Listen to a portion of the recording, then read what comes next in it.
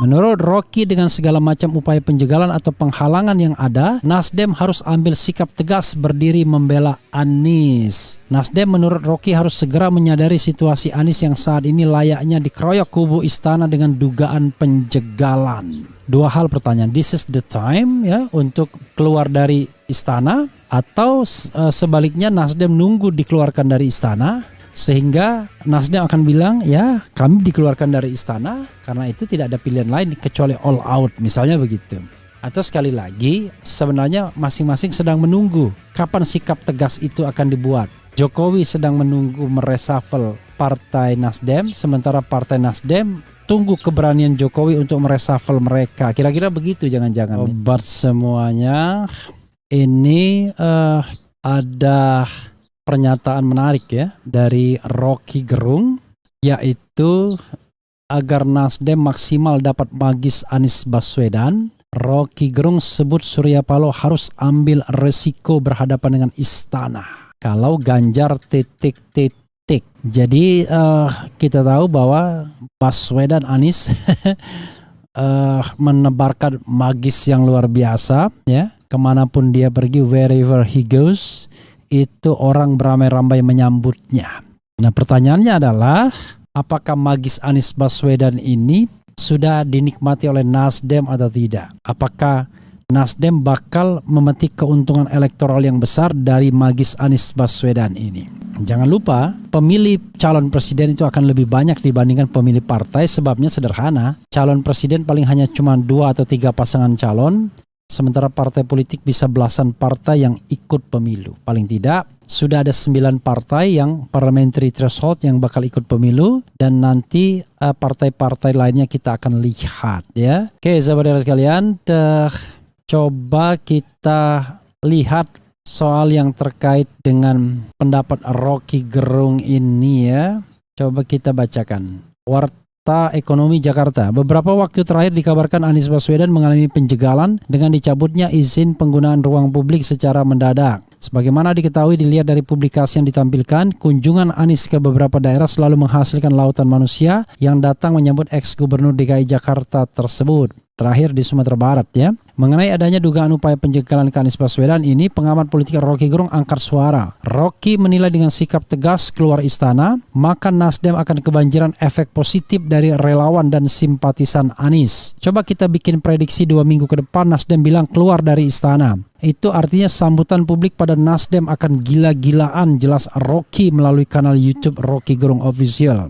Menurut Rocky, dengan segala macam upaya penjagalan atau penghalangan yang ada, Nasdem harus ambil sikap tegas berdiri membela Anies. Nasdem menurut Rocky harus segera menyadari situasi Anies yang saat ini layaknya dikeroyok kubu istana dengan dugaan penjagalan. Mestinya Surya Paloh ambil resiko saja, bilang saja kami mau berkelahi konsep dan gagasan dengan istana, lalu putuskan bahwa kami memang mendukung Pak Jokowi, tetapi Pak Jokowi di ujung pemerintahannya bersikap tidak adil pada kami. Kan itu alasan etis, bukan alasan politik, tetap bersahabat. Tetapi Anies adalah calon dari Nasdem. Nasdem dilarang untuk mempromosikan Anies, kan ajaib. Jadi itu artinya standar etisnya berbeda. Kenapa kalau Ganjar nggak ada yang larang? Jadi mestinya Nasdem pakai akal sehat, bilang aja kenapa kami diperlakukan secara tidak adil. Bukan Nasdemnya tapi calon dari Nasdem, jelasnya. Terkait upaya penjagalan ke Anies, Rocky menganggap pola yang sama akan terus menyapa Anies untuk beberapa waktu ke depan. Saya bayangkan kekacauan akan terjadi mungkin Desember Januari. Pola ini akan terus berlangsung, yang kita sebut kakofoni dalam politik. Jadi ada kebisingan tapi orang nggak tahu dari mana sumber bisingnya, jelas Rocky.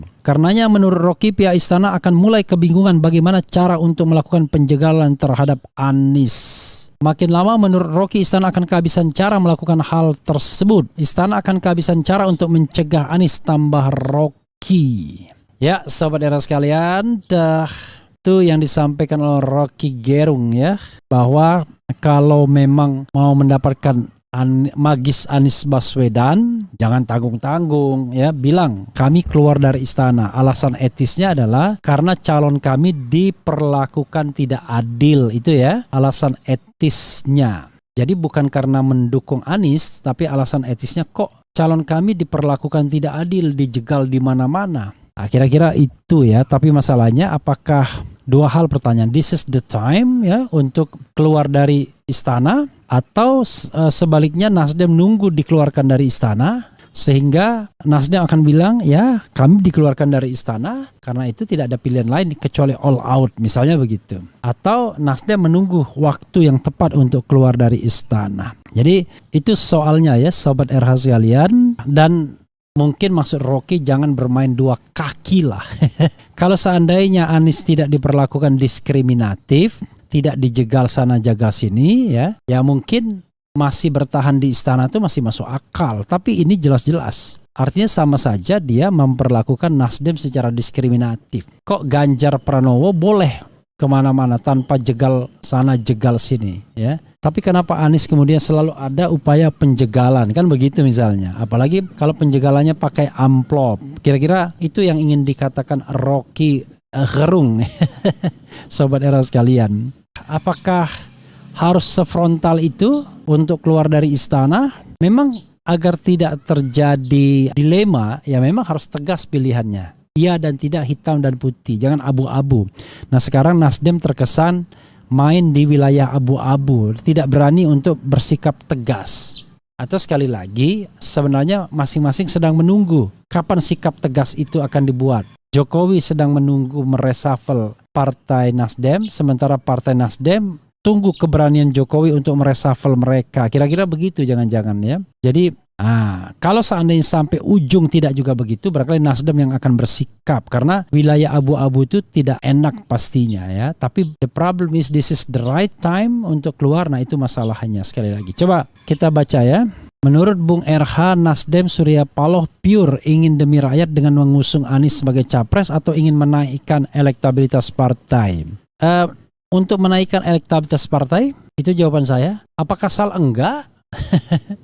Karena itu jangan dikotomikan. Bisa saja menaikkan elektabilitas partai agar bisa bekerja untuk rakyat. Apalagi Surya Paloh sudah bersumpah ya kan. Kalau dia memerintah maka dia akan pegang janjinya, komitmennya. Kalau dia tidak pegang komitmen ini maka ya Allah kutuklah kami ya, termasuk diriku ini, kan kira-kira begitu katanya. Jadi kita jangan dikotomikan. Untuk menaikkan elektabilitas partai agar bisa leluasa bekerja untuk rakyat, itu janjinya ya. Jadi jangan kita persulit ya. Kemudian daripada jadi ambil sikap, apalagi parpol koalisi perubahan secepatnya ambil sikap. Ya kalau ambil sikap yang cepat itu adalah PKS dan Demokrat ya. Kalau misalnya tidak ambil sikap, orang curiga ini jangan-jangan kalau dalam bahasa kasarnya Rokin, jangan-jangan nunggu amplop. Kira-kira begitu ya. Maksudnya amplop yang berisi cek gitu. Oke. Jika Nasdem bersikap tegas menyatakan keluar dari koalisi pemerintah, maka secara politik Nasdem akan mendapat dukungan yang luar biasa. Tapi tidak ada gunanya kalau misalnya Demokrat dan PKS belum sepakat ya. Jangan sampai konyol mereka. Tapi enggak juga ya. Kalaupun Anies kemudian dijegal, maka Nasdem akan menjadi partai yang akan dicintai juga jangan-jangan ya. Asal jangan dicurangi, kira-kira begitu. Ini kan orang-orang yang biasanya bersikap tidak adil ini suka curang biasanya. Yang Rocky Gerung dan Mardigu Bowi Prasanantio alias akal sehat dan kaum New Mind yang bisa menjadikan Indonesia negara superpower ya. Bung Refli, bisa nggak Nasdem nanti 2024 tiba-tiba ganti capres bukan Anies biarpun lolos 20%? Ya bisa aja. Nggak ada yang nggak mungkin dalam politik, karena politik is the art of possibilities ya. Seni berbagai kemungkinan, jadi bisa aja. Kemudian ingat ya guys, pilih yang mukanya keriput sama rambutnya putih, tandanya mikirin rakyat ya. Saya pribadi bukan berpolitik partai politik, secara naluri sendirinya sadar akan pentingnya berpolitik dan situasi saat ini. Ya sahabat era sekalian, coba kita intip bagaimana polling yang kita luncurkan tadi. Soal apakah Anda setuju dengan pendapat HMI bahwa Erick Thohir telah menyalahgunakan jabatan untuk kampanye Pilpres dan harus dicopot dari Menteri BUMN? Sudah 25.000 yang voting, setuju 94%, tidak setuju 3%, tidak tahu dan tidak jawab 3%. Kemudian Kalau pilpres dilakukan saat ini, mana yang Anda pilih? Sudah 39.000, Anies masih 91%, Ganjar 3%, Prabowo Subianto 3%, belum memutuskan 3%. Jadi luar biasa ya, Anies menang telak kalau di RH Channel. Oke, kembali kepada ini ya. Sekali lagi menurut saya pilihan bagi Nasdem tentu tidak gampang. Dia harus berhitung betul apakah dua partai ini memang bisa diandalkan, yaitu PKS dan Demokrat. Sekali partai ini lari dari koalisi, maka Nasdem akan menjadi anak tiri sendiri. Tapi sekalipun anak tiri, jangan-jangan dia malah bisa juara pemilu karena orang bersimpati kepada Nasdem. Sekalian aja melawan, kira-kira begitu ya maksudnya. Ya saudara sekalian, itu saja ya. Tidak usah berpanjang-panjang, silakan nikmati video ini. Wassalamualaikum warahmatullahi wabarakatuh. Ciao.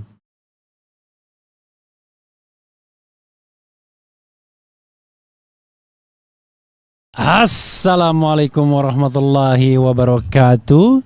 Sobat RH sekalian, jumpa lagi kita di channel yang keren ini. Keren cadas ya. Ini menarik ya, tema kita terakhir hari ini yang terkait dengan sikap politik Rocky Gerung. Jadi Rocky Gerung ungkap dulu dirinya pendukung Prabowo, tapi sekarang lebih ke Anies. Saya dan Pak Prabowo punya tujuan beda ya. Sudah bersimpang jalan rupanya. Oke, Warta Ekonomi Jakarta, pengamat dan akademisi Rocky Gerung mengatakan dirinya pernah mendukung Prabowo Subianto saat masih menjadi oposisi pemerintahan Presiden Joko Widodo Jokowi. Dia juga mengatakan sering mengalami sentilan relawan pendukung Prabowo karena sekarang tidak ikut mendukung Prabowo di kekuasaan.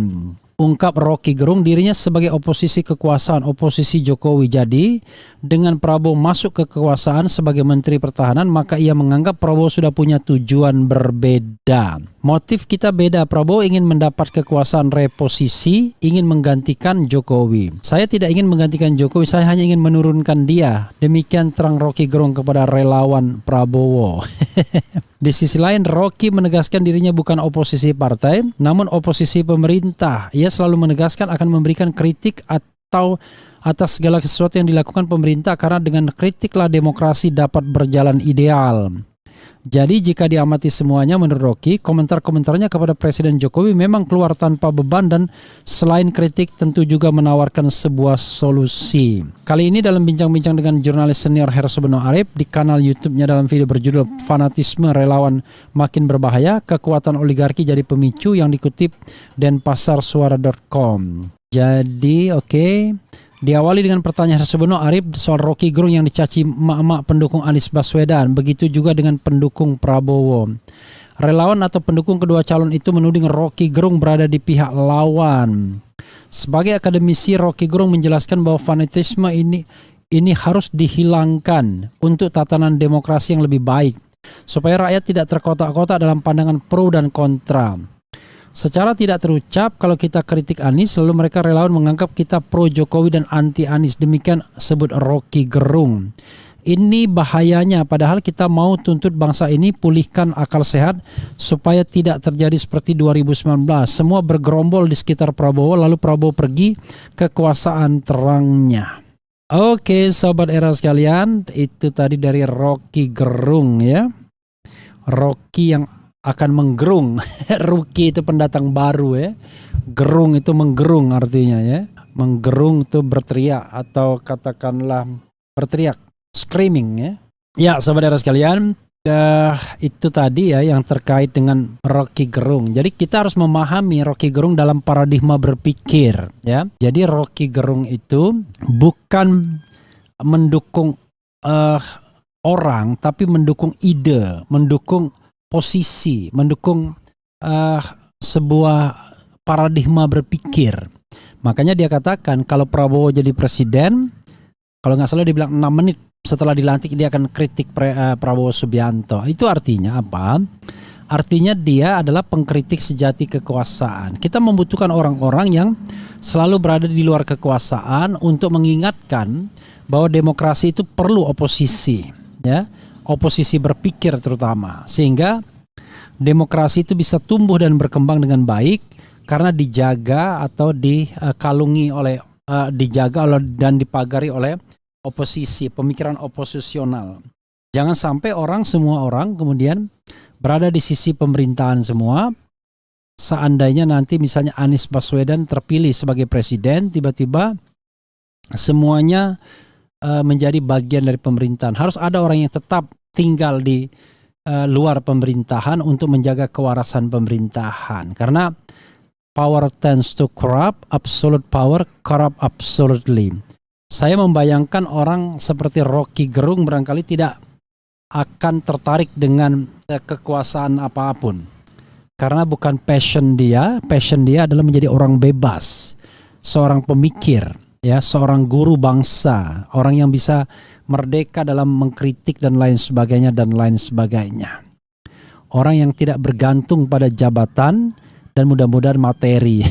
Materi tetap saja orang butuh, tetapi mudah-mudahan materi tidak membelit seseorang sehingga kehilangan akal sehat untuk berpikir. Nah, kita membutuhkan sosok seperti itu. Karena itu, jangan paksa Rocky Gerung untuk menjadi pejabat publik misalnya. Ketika Anies presiden, dia dukung Anies sekarang. Tapi belum tentu juga Rocky akan cocok dan mau terangkut dalam kekuasaan. Karena begitu dia terangkut dalam kekuasaan, maka Rocky bukanlah Rocky. Jangan-jangan begitu ya. Jadi jangan selalu kaitkan dukungan itu dengan posisi ya.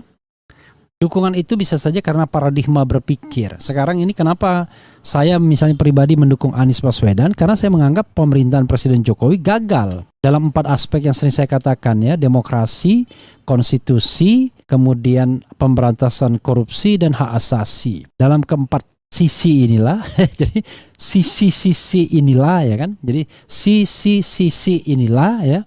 Saya anggap pemerintahan ini gagal dan karenanya saya mendukung antitesis pemerintahan sambil berharap bahwa antitesis pemerintahan itu bekerja canggih untuk membuat bangsa ini jauh lebih baik sehingga orang seperti Rocky akan kehilangan banyak kesempatan untuk mengkritik karena nggak ada lagi yang bisa dikritik secara lebih substantif ya. Nah, suatu saat kita inginkan negara itu ya, kita ingin surga di bumi ini, surga di atas bumi, dan itu bernama Indonesia. Menjadi negara yang gemah haripah halau jinawi, baldatun, thayyibatun warobun ghafur.